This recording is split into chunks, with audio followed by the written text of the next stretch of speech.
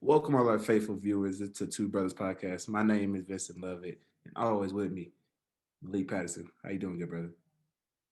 I'm good. I'm good. How are you?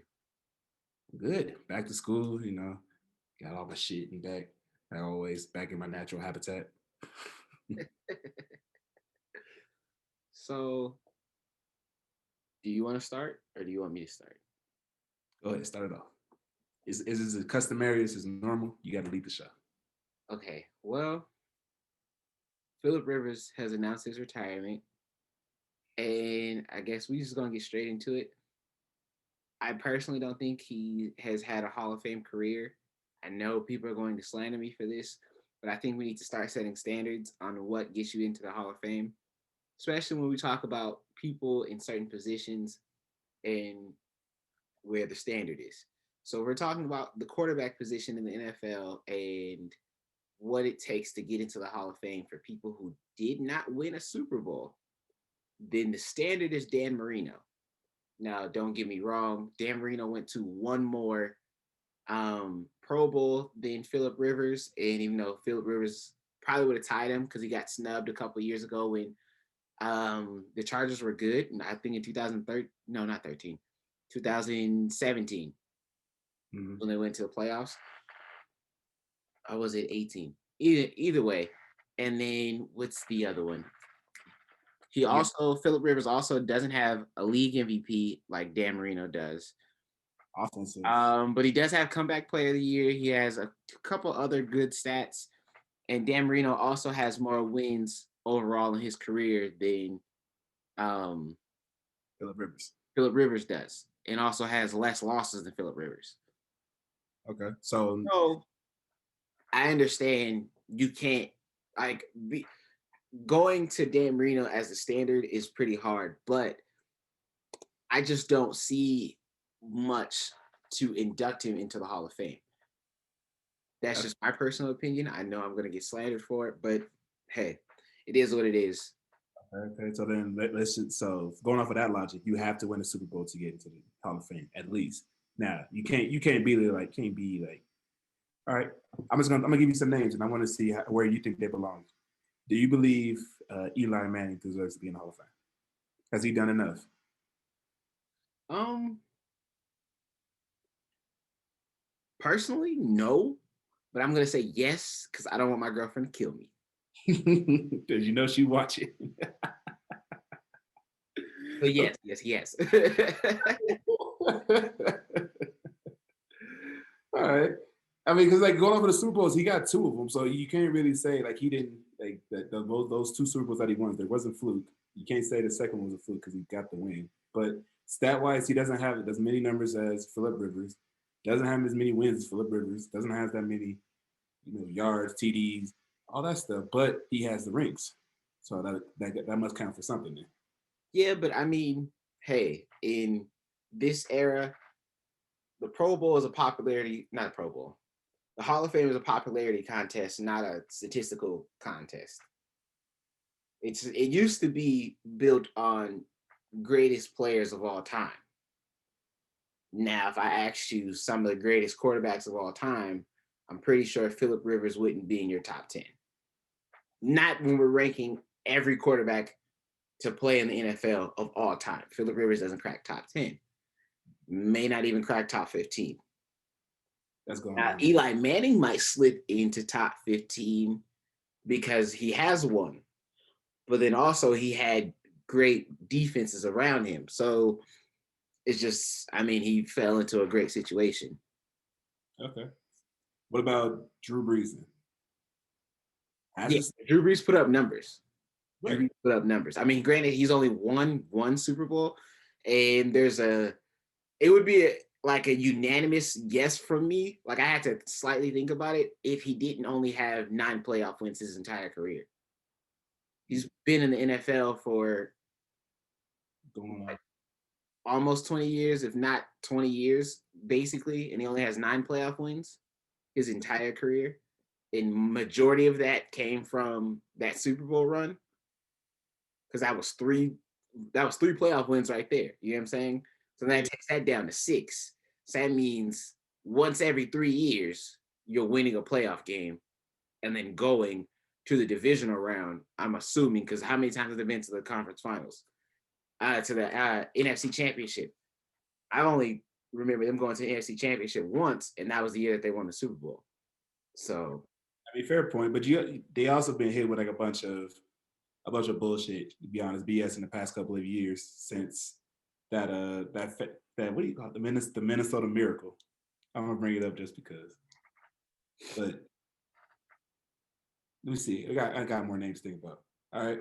So this one's an obvious question. So Tom Brady. These are all quarterbacks that's about to Tom retire. Brady's the greatest quarterback to ever play the game. So that's not even a real question. Okay. But you see where I'm getting at with this? All these old quarterbacks that's getting closer and closer to their prime, you're not going to, this is going to be like that new sheriff in town, because Aaron Rodgers is going to be literally the only quarterback left still standing at this point, especially on the NFC side. All the old quarterbacks are retiring left and right. I mean, Tom Brady has more career wins, like overall career wins, than some franchises do in an entire franchise. He has more career wins than the Houston Texans' entire franchise. And that's just one that I just remembered off the top of my head. Because he has about 327 career wins, something like that. Very specific. But yes. Give or take, more or less. Yeah, I'm doing a fact check right now. Yes. So, I mean, that's kind of like he is the standard.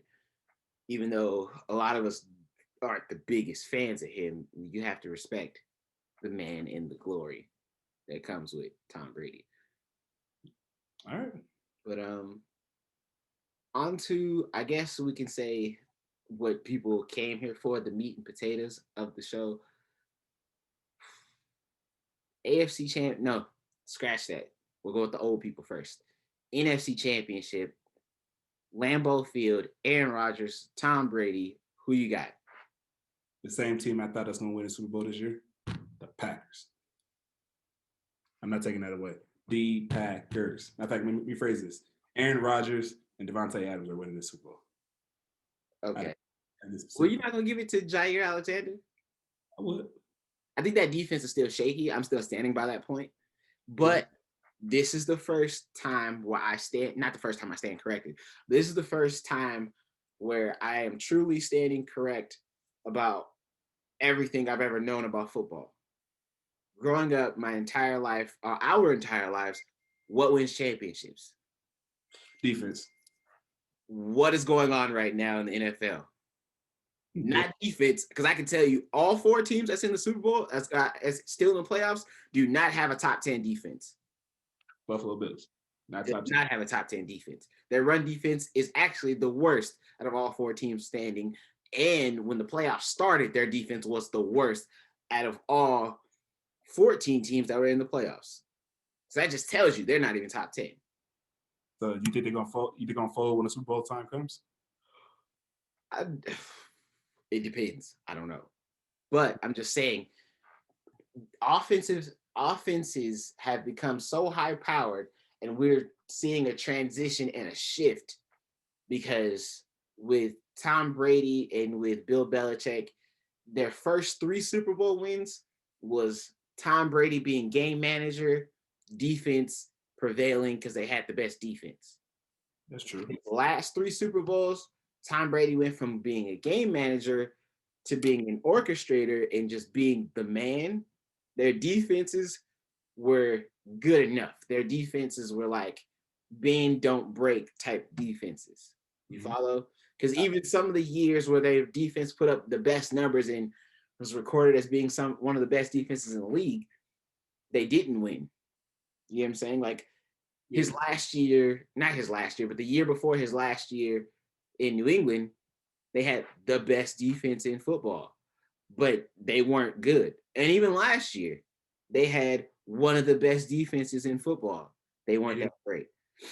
So it's like top 500 teams. Then that's why because that was a big issue. They didn't play against. They played against subpar talent that season. So I get what you mean. But I don't know. So we're seeing a shift, and it's completely blamed in a good way on Andy Reid and Patrick Mahomes, because we finally saw a team with a subpar defense win a Super Bowl, and then we saw them make a comeback and make another run and go uh, with only one loss this season, go 15-1, and that's purely based off of, hey, we can do this whenever we want to. I mean, you have to have some type of heart. I'm not gonna say what I really wanted to say, but you got to have some kind of heart to be 4th and inches and not run the ball. Like, first, everybody thought they were going to just try to make the Cleveland Browns jump off sides. We all knew. I knew they weren't going to try to actually make the Cleveland Browns jump off sides. I knew Andy Reid better than to try to just do a hard count and then take a timeout. I thought they were going to try to do a hard count and at the very end of the hard count, run the ball. But they did a roll. They did a play action. Well, it wasn't really like play action because there wasn't no real run fake, but it was just a roll out to the right to Tyreek Hill on a simple out route. I thought they were running it. I'm just saying. I was shook. And then Mahomes, he's cleared, but let me backtrack before we get into the AFC and everything. I think the Packers are going to win. And honestly, the Saints should have won, but Drew Brees shot himself in the foot. And I understand Tampa Bay Buccaneers fans may not agree, or Tom Brady fans may not agree, but when your quarterback throws 4 interceptions in a divisional playoff game, it's kind of hard to beat anybody when you throw 4 interceptions. Exactly. You will need your team to get 4 turnovers themselves just to mitigate it. Exactly. And causing Tom Brady to turn the ball over in the playoffs is really hard. Causing him to turn the ball over 4 times in the playoffs, I don't think it has ever happened. That sounds damn near. As far as my knowledge, because I've never seen it happen. Exactly. But hey, live to fight another day. Let's see who they get at quarterback down there. It might be Jameis. It might be somebody else who I might mention in a little bit. But who knows? So I have the Packers by a large margin. I want to say Packers by 10 points. I thought we calling this a blowout for a second. Well, 10 points is considered a blowout. I got winning by 10 points. Two score game. But yeah, that sounds about right. I had them losing by at least 7 points. It's gonna come down to Aaron Rodgers having the ball at the last second rather than Tom Brady having the ball at the last second, and that's just how the Packers are gonna win. Not necessarily keep away in this case because they may have a high powered team like collectively talent wise. I just see them putting it all together right when like the final seconds on the line. We'll see. I mean, Aaron Rodgers is playing his best football, so I guess we can give a hand clap and a congratulations to Jordan Love, because without Jordan Love, I don't think any of this is possible. This is all part of their master plan. Not his fault. I feel bad for him. I feel bad for the rookie. It's so not his fault. I even watch Aaron Rodgers Tuesdays, and he gives nothing but respect to the young man. I mean, granted, we're about the same age, but that's what he called him. He called him a young man because, Aaron Rodgers is 37 now. But hey, I don't know. I don't know what to tell you. But on to the AFC Championship. Who you got? It's hard to give an answer because I like the Bills. Don't get me. I like the Bills, but it's kind of hard to go against Andy Reid and Aaron Reid and company. You can give me the eye all you want. I'm sticking with my gut. As soon as when the Packers win, I'm gonna go find somebody. I know a whole people in Gunnison, they got a bunch of tables that they ready to break over if the Bills make it to the Super Bowl. So Bills by 3. Okay, well, it's still Bills Mafia on this side of town. I've already said that the AFC Championship was going to be Bills and Chiefs. I know I said like I would like for Baltimore to win, but I called this earlier several times on the show. Bills and Chiefs, best 2 teams in the AFC. AFC Championship game. I understand Patrick Mahomes is cleared from concussion protocol, but one thing that they haven't said, that toe is messed up. And if anybody knows about throwing the football and knows about quarterbacking, we all know you need to drive on that foot, and you need to, you got to get that. You got to be able to turn them hips. You got to be able to turn those feet. And if he can't plant properly on that toe, it's going to be a lot of arm slinging instead of letting it be like a spring. Does that make sense? That makes For sense. people who don't really know, there's some quarterbacks who can just get the ball out with their arm, but you're gonna risk hurting your shoulder and hurting your arm, and might even need surgery on it later on down in your career. But if you can really get your hips into it and get your feet and set your feet and get everything down pat, that's where you see your accuracy progress. That's where you see your power progress. I mean, there's only a handful of so many quarterbacks who could actually sling the ball off of just arm strength alone. Granted, the two quarterbacks who can do it off of arm strength alone is an AFC Championship game. But hey, I mean, I think it's gonna play out. Not play out. I think it's going to be a really close game. You said 3 points. I'm gonna agree with the 3 points. I'm going Bills Mafia only because I don't think either team can truly run the football. Now the Bills, if the Bills lose, it's because the Bills gave up over 100 yards rushing. The Bills have to not make a turnover in the second half. Not only do not have to make a turnover in the second half, they have to not punt the ball in the second half. I know that sounds crazy, but if you're going to beat the giant of the Chiefs, you have to not punt the ball, not turn the ball over. Anything past the 45-yard mark and in, you got to get a score. Just that's for the whole game. Whether it's field goal or you get a touchdown, you have to score. That's usually how offenses. With Patrick Mahomes only having 9 losses in his entire career, all of his 9 losses were by teams that scored a total of 35 points or more, I believe is what the statistic was.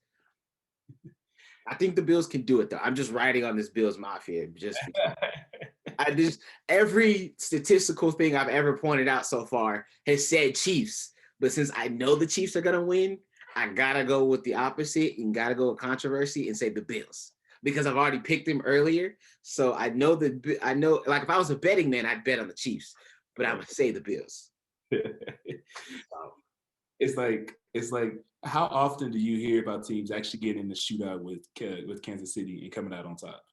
Clearly not that often with the Patrick Mahomes only having 9 losses. Tom Brady and the New England Patriots was the last shootout that the Chiefs had, and they lost. That'll be hella wild though if the Chiefs and the Buccaneers actually do make it to Super Bowl. Buccaneers automatically have a home game, so that'll just be a rematch at that point for Patrick Mahomes and Tom Brady. But they would technically have to wear their away jerseys for the 4th time in a row. That would be weird. But also, that's another reason why the Buccaneers aren't winning, because no team has ever had the Super Bowl be in their home, like at their home, and they make it to the Super Bowl. Yeah, not really common. There are 50-some Super Bowls in right now, so I don't see it happening anytime soon unless you are the Kansas City Chiefs, which I don't think they're hosting a Super Bowl anytime soon either. So, I mean, it is what it is. That's true. Oh, and another thing to comment on here's what I'm expecting is going to happen in the AFC conference game. I do see you talking about that toe is a very driving factor in like how you want to throw the ball, but I don't see them making too many deep passes this game.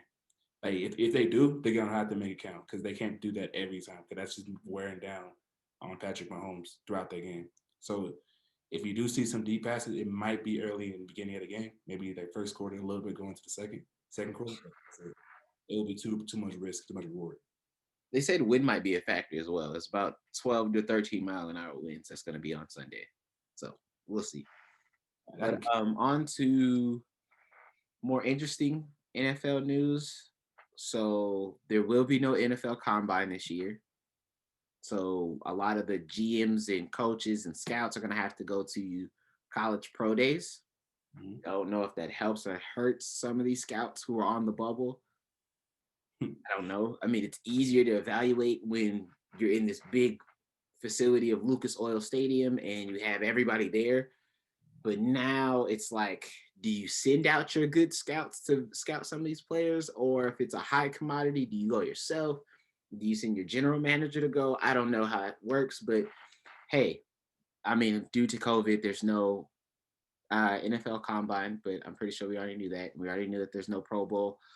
But so there's been a bunch of coaching trades. The only team to not have a new head coach is the Houston Texans, who have already made Deshaun Watson pretty angry.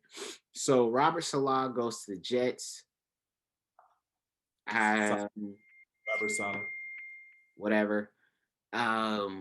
Motor City Dan Campbell goes back to the Detroit Lions. And for all my South Park fans, he looks like PC Coach. I actually think that's a really bad one because he's more of a, even watching the press conference, he's more of a college type of coach. He's more of a raw type of, we got to build toughness brick by brick type of thing.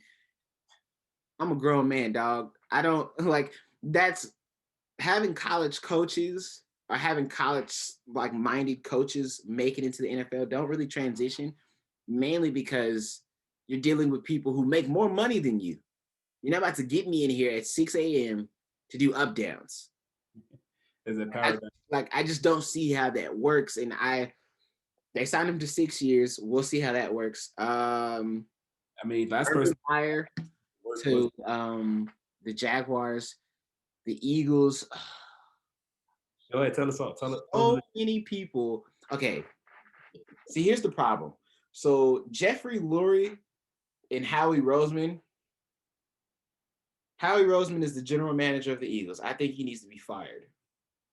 I think Jeffrey Lurie needs to take his hand off the team as the owner. The reason why I say that is because, okay, I understand you want to keep Carson Wentz. I completely get that. So what you did was you hired Doug Peterson, who was the offensive coordinator for the Kansas City Chiefs, and you brought him over. He also hired Frank Wright as his offensive coordinator, who is now the Indianapolis Colts head coach. There's respect on that. The problem is Frank Wright wasn't calling plays when he was the offensive coordinator. He'd call plays ever so often, but he wasn't the primary play caller. The primary play caller in Philadelphia since Doug Peterson's got there has been who? Doug Peterson. The issue was Doug Peterson was running Kansas City's offense up until the point until we won the Super Bowl. He stopped running the Kansas City style offense after we won the Super Bowl, after Frank Reich left. Yeah, he left. Stopped running Kansas City style offense. So they hired the offensive coordinator from the Colts so they can bring some sort of, I guess, oneness back, some sort of piece of Frank Reich back to Carson Wentz, which won't work unless you run Kansas City Kansas City West Coast offense. And I just don't see it happening. So I think that's a dumb decision. They're going to hire the cornerback coach and cornerback / DB coach from the Colts again as their defensive coordinator. I don't like this marriage between the Colts and the Eagles. I really don't, because it's dumb, because the only person benefiting is you guys. Like, I don't understand it. You guys benefited from getting our offensive coordinator, and now you guys are a playoff contender, potential Super Bowl contender within the next 3 years. And we're stuck with a heaping pile of doo-doo as our general manager, our owner, and now our head coach.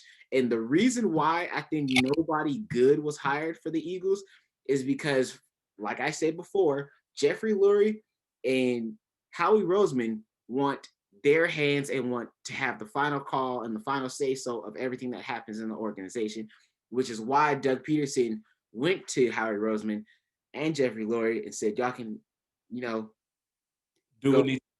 go do some stuff.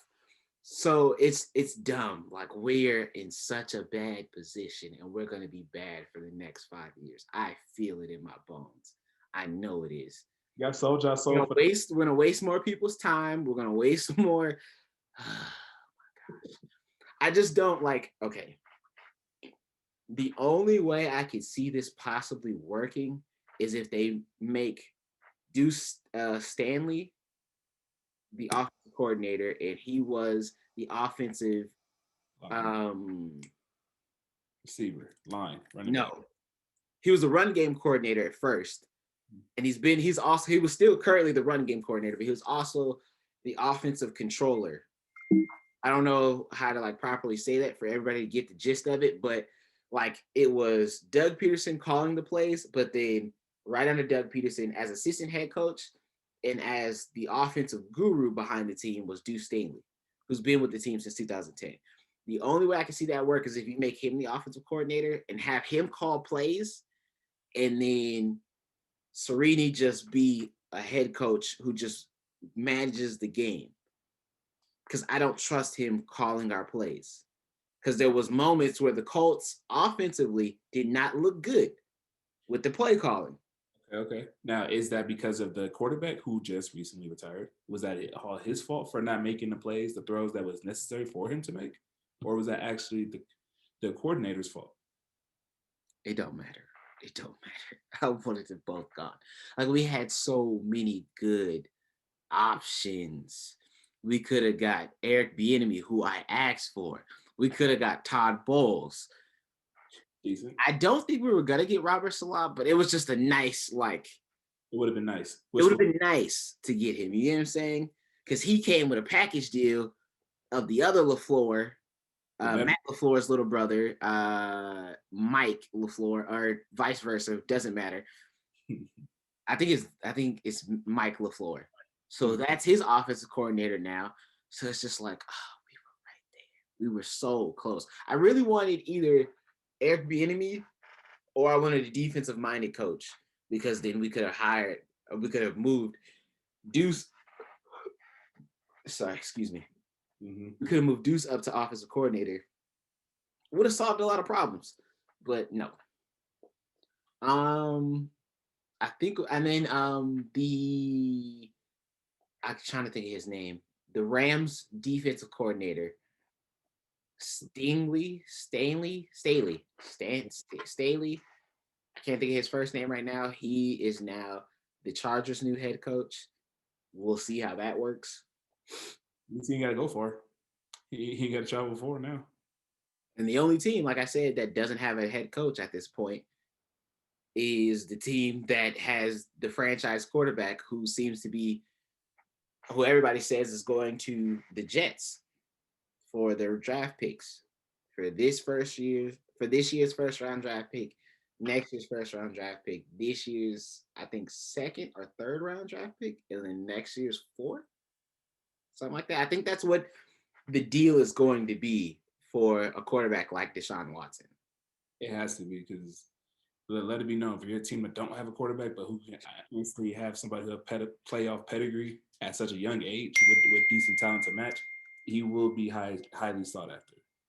So it's only a matter of time. It seems like everybody's trying to get out of Houston though. Like James Harden was the first. Now we see Deshaun Watson about to leave too. It's like all this started because Mike D'Antoni got fired. Well, here's my thing. If I'm going to interview for the Houston Texans head coaching job, the moment I get, because you can't really keep Deshaun Watson until you hire a head coach, but you have to hire somebody who's he recommended, because he's already mad. He's already mad with ownership. So if you do that, you hire your head coach. We're going after Deshaun Watson, but before we even try to go after Deshaun Watson, after I get hired, I need at least a 7 to 8 year guaranteed contract, because we're in a full rebuild mode with or without Deshaun Watson. Without Deshaun Watson, I need at least 8 years to try to rebuild try to rebuild this franchise, because there's no way I have anything left.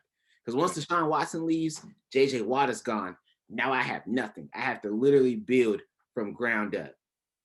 Granted, I'd be getting a lot of draft picks back, probably be getting a lot of cap space back. Cool. But now we have to rebuild an entire culture in Houston, because there's no culture there.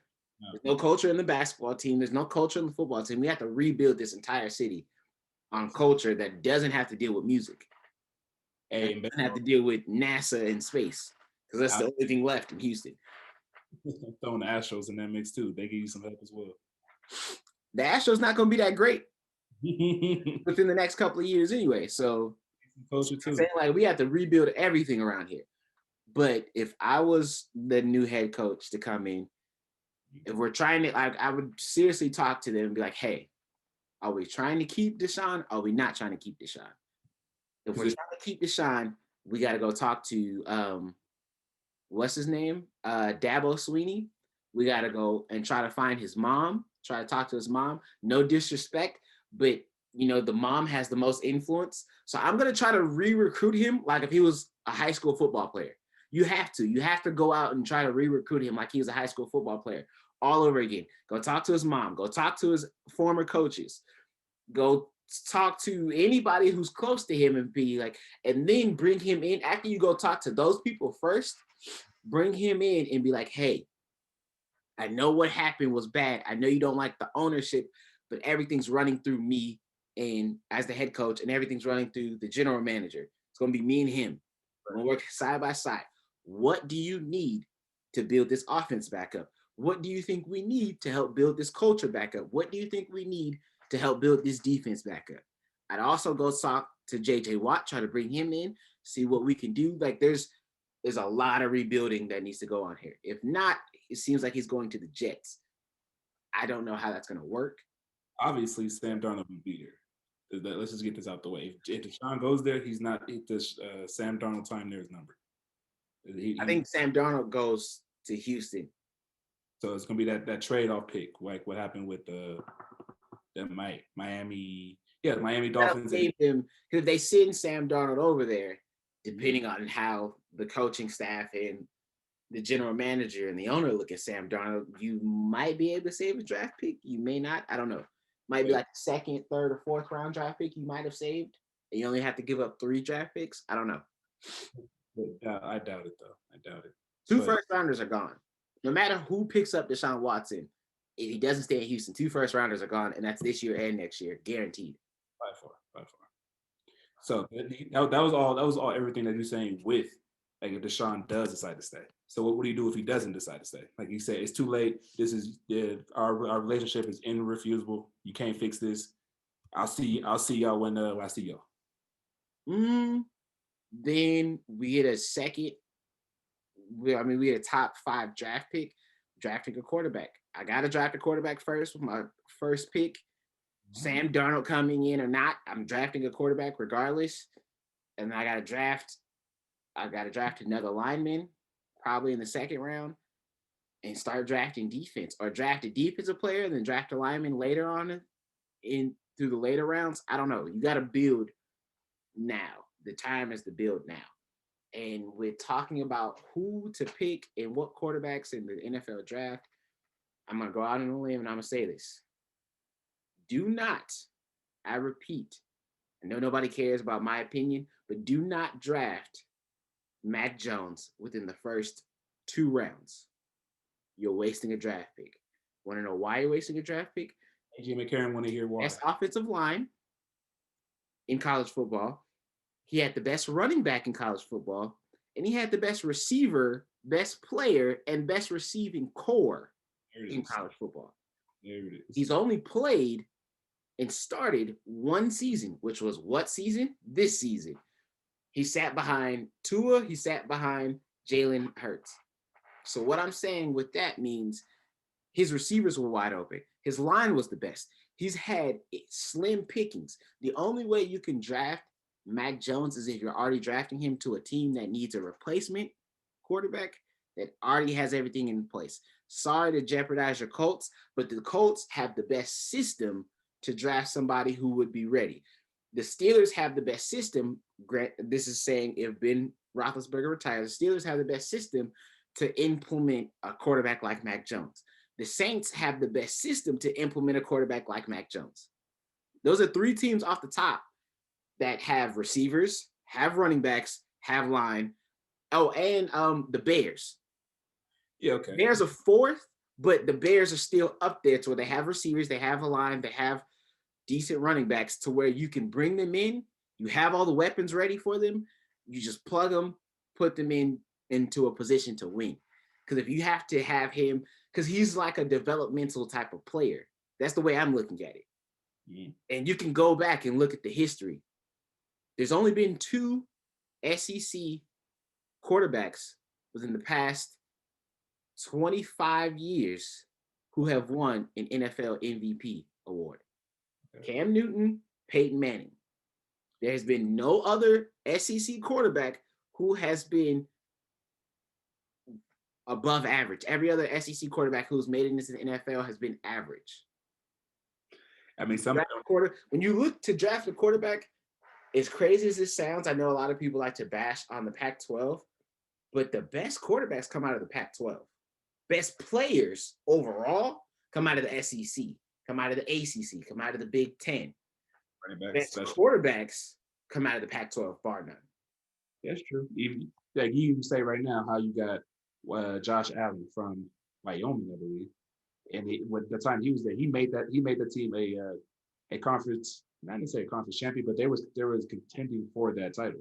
So I do believe that the Pac-12 has the best quarterbacks, each in from top to bottom. You can go to SC and see how many quarterbacks they produced that made a substantial impact on the league as well. I'm not saying that they won MVPs like you said, but they have made their time more memorable than most of the quarterbacks in the SEC.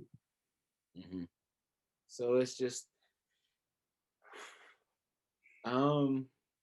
hey, I mean, I don't know. I don't know about Zach Wilson. I'm a little iffy on Zach Wilson. The only quarterback who I didn't really see a whole lot of film from this year, because of course he opted out, but I know he's solid, is Trey Lance out of North Dakota State. And another Carson Wentz, Jared Goff story?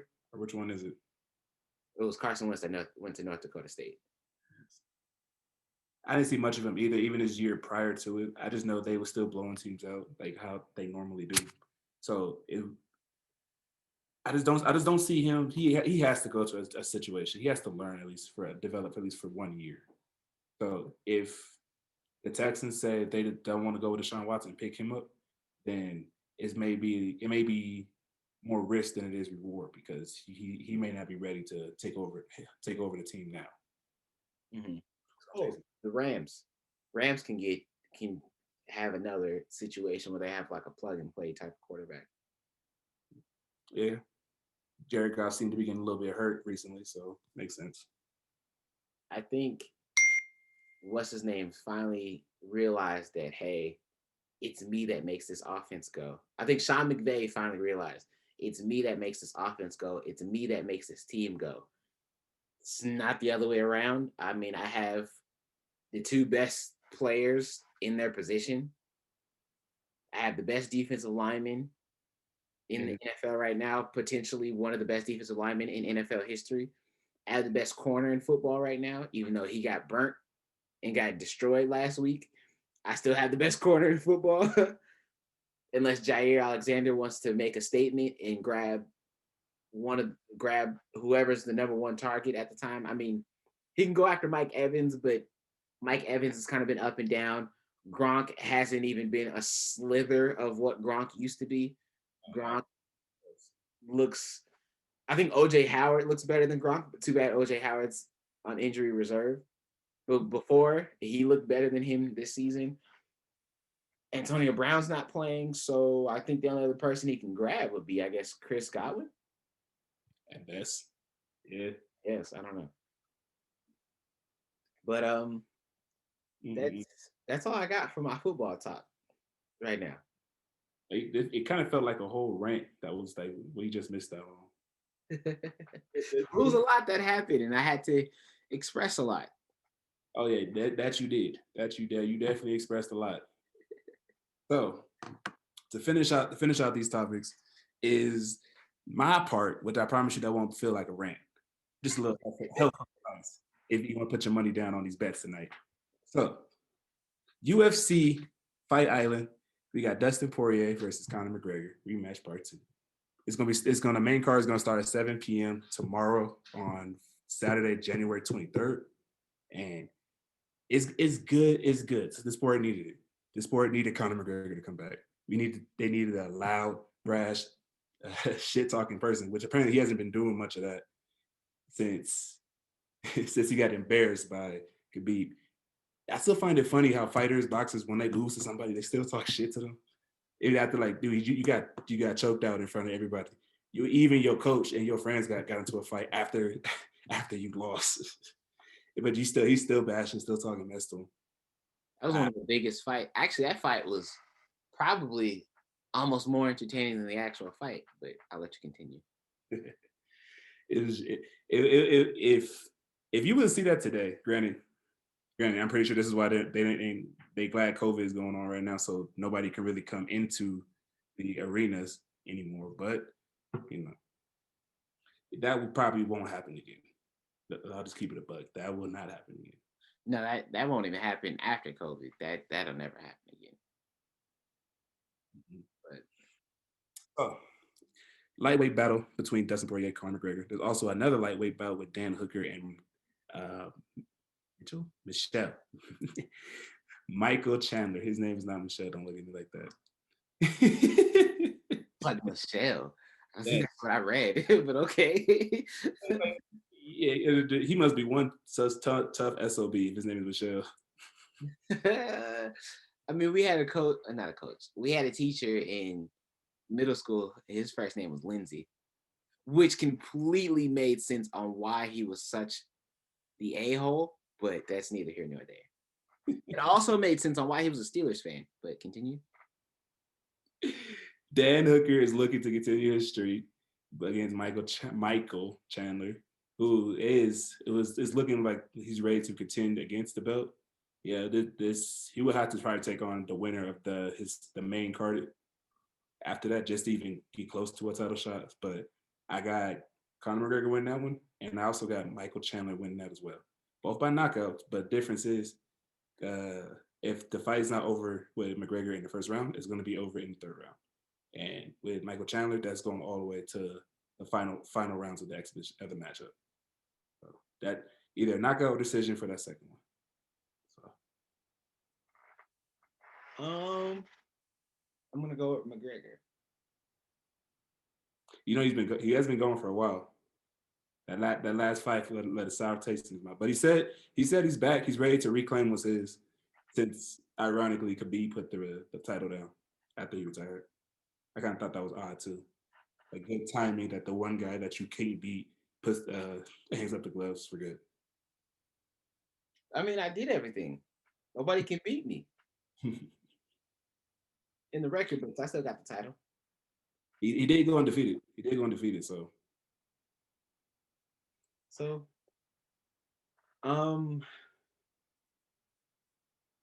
you want to talk about the Brooklyn Nets?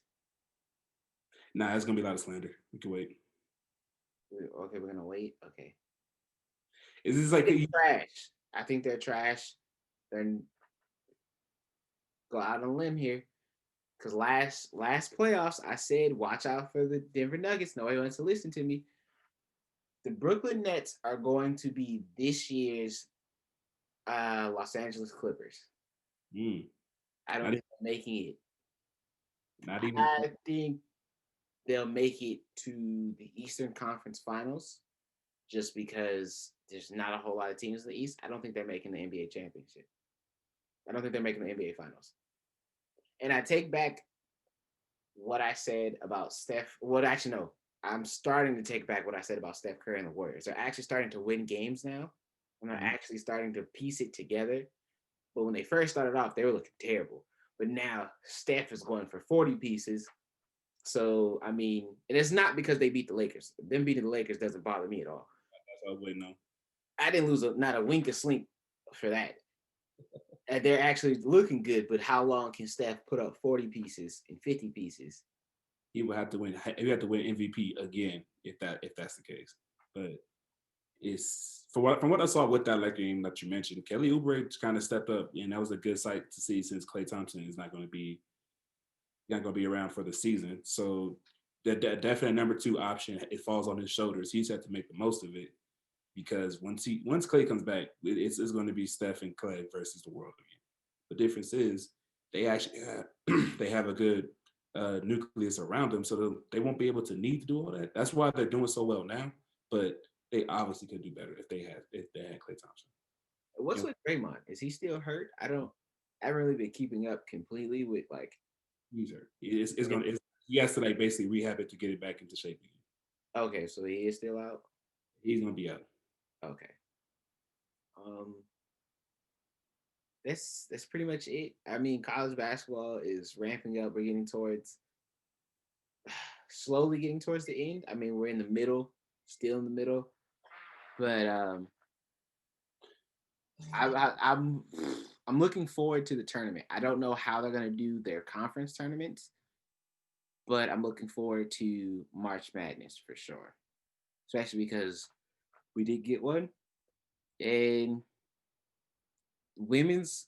I've been watching more women's college basketball this year than I have men's, just because the women's have been a little bit more entertaining within at least the top 25. South Carolina, especially Notre Dame. UConn, because it was UConn versus Tennessee. Was it yesterday? Yeah, UConn versus Tennessee. That was a good game. I was flipping between that and the Lakers and Milwaukee. So we'll see. Is there like how you expected, especially in the in the NBA before you go off? Yeah, Lakers are number one. I didn't expect Philadelphia to be number one in the East, but I'm not surprised, and they don't shock me. But hey, we'll see. That is our show. Thank you for tuning in. Be sure to like, comment, subscribe, tell a friend, tell a friend. I know this is kind of short one, but we just had to get one out because tired of going 3-4 weeks without getting content out to you guys. So share, and we'll be back soon after the Super Bowl teams are announced. We'll of course get another one out to you, give you our Super Bowl predictions, give you more updates on UFC, basketball, baseball might be coming back soon. Hockey's starting to take off, so Hockey's taking off. Only thing I know is the Pittsburgh Penguins look terrible. That's the only thing I've been keeping up with. Penguins look terrible. Lightnings look good. Um, that's it. I'm not like a big hockey fan, but I'll try to get into it if that's what we're gonna cover. So we'll see. all right. And with that being said, talk your shit in the comments. I'll make sure to read it and talk back. With that being said, Two Brother Podcast out.